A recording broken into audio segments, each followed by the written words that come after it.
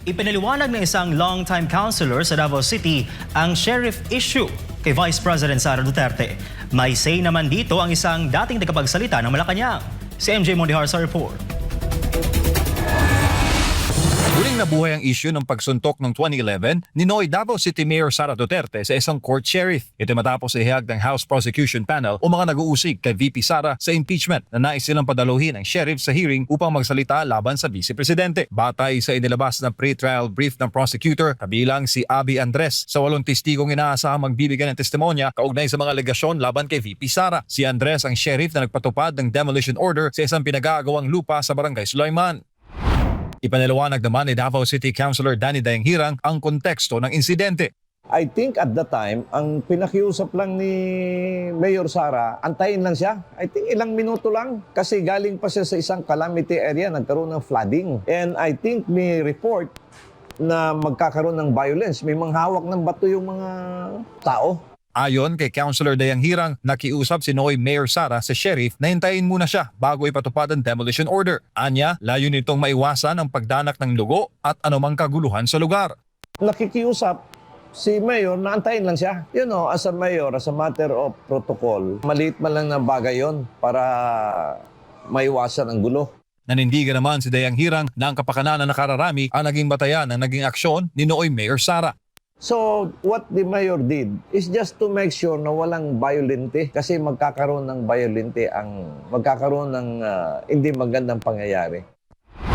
Samantala, sa isang Facebook post, nakiusap naman si Andres na huwag siyang idamay sa partisan politics matapos siyang maisama sa listahan ng mga testigo na isiharap sa impeachment trial ni VP Sara Duterte. Sa kanyang pahayag, sinabi ni Andres na bilang Human Resource Management Officer ng Supreme Court, nananatili siyang walang kinikilingan at hindi siya magkukomento sa insidente noong 2011. Kung si former presidential spokesman Harry Roque naman ang tatanungin, irrelevant ang pag-imbita kay Andres dahil hindi pa Vice Presidente si VP Sara noong mangyaring insidente taong 2011. Ang impeachment po ay para lamang sa mga gawain na nangyari habang siya ay nasa opisina kung saan siya ay tinatangkang tanggalin. Ang katotohanan, alam ng mga prosekusyon, wala silang sapat na ebidensya na magagamit laban kay Inday Sara Duterte, kaya inuungkat nila yung mga pangyayari na sa tingin nila kung hindi magiging dahilan para mapatanggal si VP Sara sa pwesto, at least magiging dahilan para mapahina si VP Sara bilang isang kandidato pagdating ng 2028. Para sa Diyos at sa Pilipinas kung mahal, MJ Mondihar, SMNI News. May tansya ngayon ang bagong liderato ng Senado kung ilang buwan ang impeachment proceedings laban kay Vice President Sara Duterte. Alamin ito sa report ni Sheena Torno.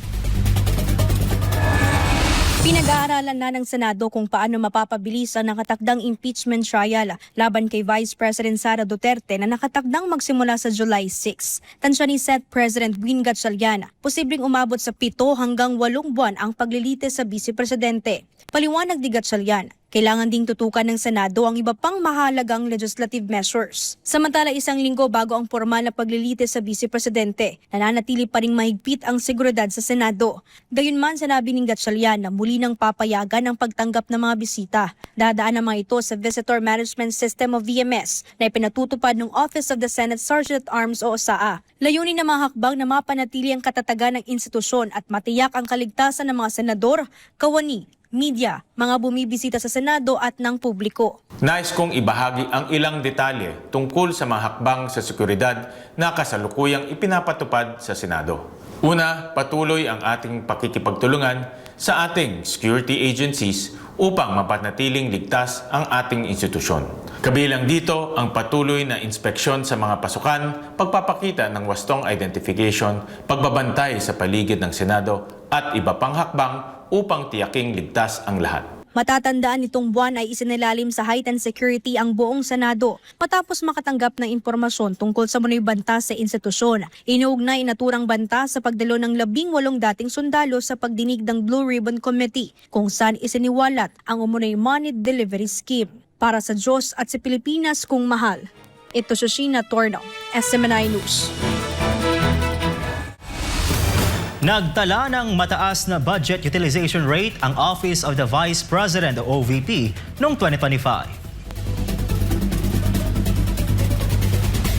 Ayon sa 2025 annual report ng OVP, umabot sa 92.32% ng mahigit 700 at 13 milyong pisong pondo nito ang naitalaga sa pagpapatupad ng mga programa at serbisyo, habang nagdala rin ito ng 81% disbursement rate. Sinabi ng tanggapan na naihatid ang mga programa at serbisyo sa iba't ibang komunidad, kabilang ang mga geographically isolated areas. Napanatili rin ng OVP ang very satisfactory rating sa Annual Performance Review ng Department of Budget and Management dahil sa mahusay na budget execution at fiscal discipline. Iginiit ng OVP na patunay ito ng patuloy nitong pagsunod sa transparency, accountability at responsableng paggamit ng pondo ng bayan.